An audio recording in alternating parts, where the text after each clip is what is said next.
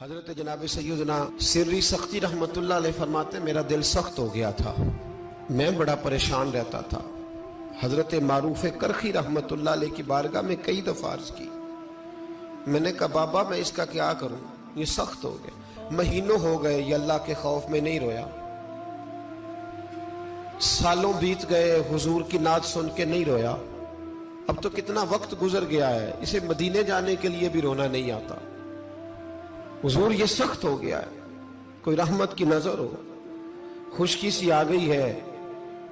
عجیب سی میل چڑھ گئی ہے۔ فرماتے کئی دفعہ میں نے خواہش کا اظہار کیا۔ ایک دن نا عید کا دن تھا تو حضرت معروف کرخی نے ایک چھوٹا سا بچہ انگلی کے ساتھ لگایا ہوا تھا، تو حضرت آ رہے تھے تو میں نے کہا حضور آپ کدھر سے آ رہے ہیں، یہ بچہ کون ہے؟ فرمانے لگے یتیم ہے۔ سارے بچے عید والے دن اخروٹ کے ساتھ کھیل رہے تھے، بیچارے کے پاس اخروٹ کوئی نہیں، تو حضور آپ کیا کریں گے؟ تو حضرت معروف کرخی کہنے لگے پیسے تو میرے پاس بھی کوئی نہیں اخروٹ خرید کے دینے کے، میں یہاں سے کھجوروں کی گٹھلیاں چنوں گا، وہ گٹھلیاں بازار میں بک جاتی ہیں،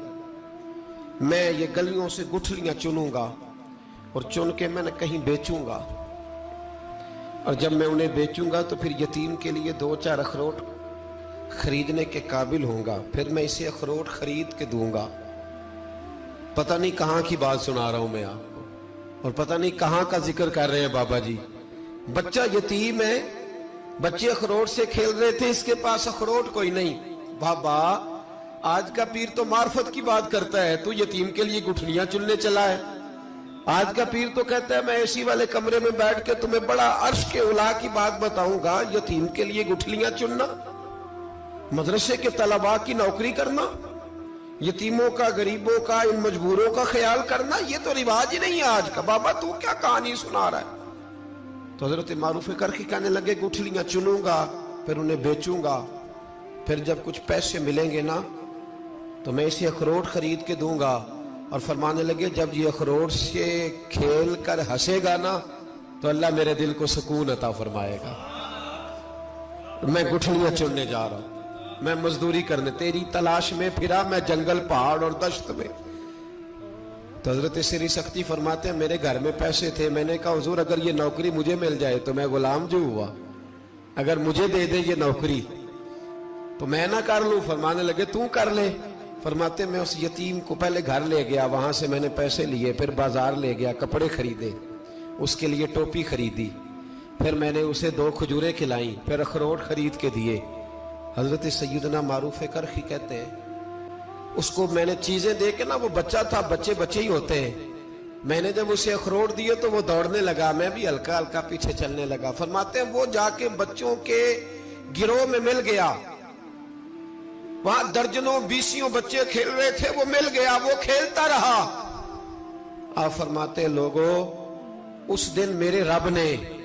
میرے دل کو اپنے قرب کی لذت بھی عطا کی، اور میرا دل تھا میرے سینے پر ساری رات، تھا میرے سینے میں میرا دل، پر ساری رات میرے نبی کے قدموں کا طواف کرتا رہا ہے۔ اب نہ لگ گیا ہے، پاک ہوئے تے پاک بھی ملدا ہے،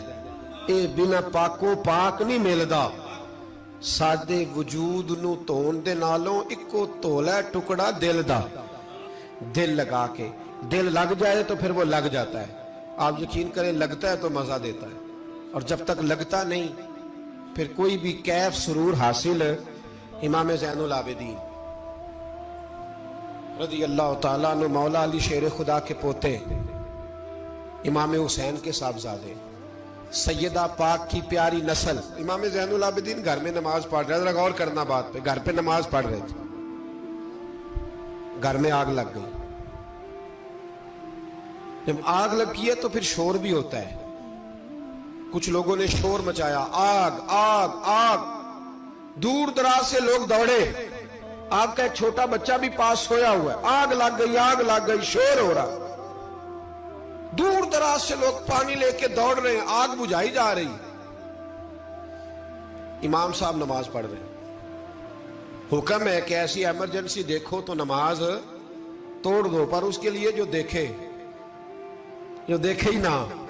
جسے سوجے ہی نہ ہو کیا رہا۔ امام زین العابدین پڑھتے رہے، نماز مکمل ہوئی تو آپ کی زوجہ کہنے لگی اللہ آپ پہ رحم کرے، گھر میں آگ لگ گئی تھی، سارا محلہ، سارا گاؤں، سارا شہر ٹوٹ پڑا، بچہ سویا ہوا تھا، آپ نے توجہ ہی نہیں کی۔ تو آپ فرمانے لگے ہلکی سی بن بناہٹ ہوئی تھی میرے کانوں میں، پر میں اللہ کی نماز پڑھ رہا تھا، پر میں اپنے رب کی، میں اس کی نماز پڑھ رہا تھا، تیرے عشق کی انتہا چاہتا، تیرے عشق کی انتہا چاہتا، تیرے عشق کی انتہا چاہتا، میری سادگی دیکھ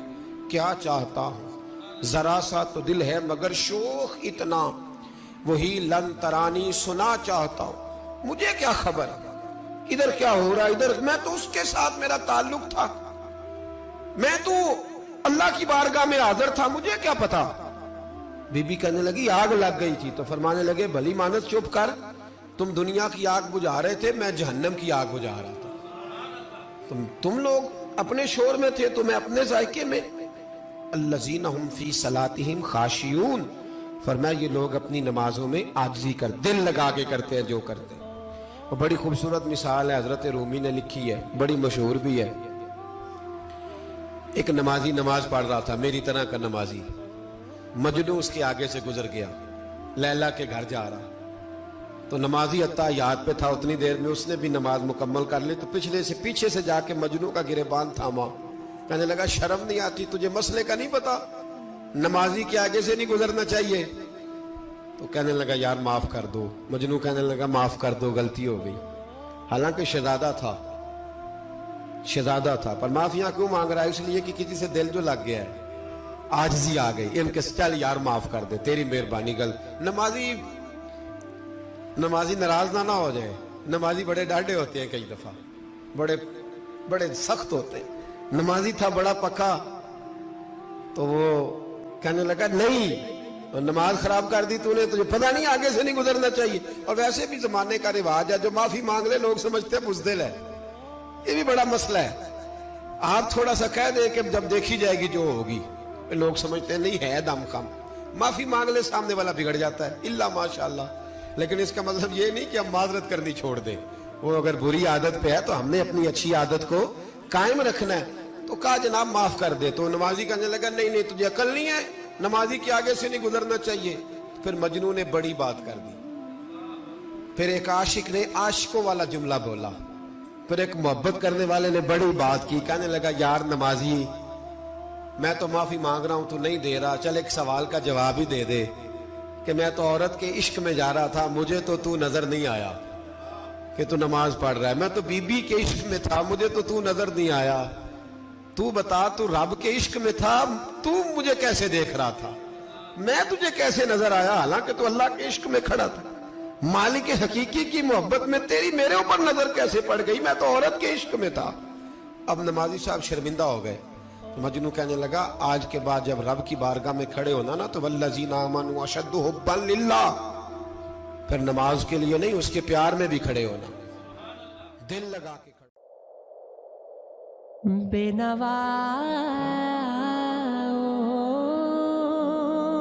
کی نوا سنتا ہے، التجا سب کی خدا سنتا ہے، ہم کے بندے ہیں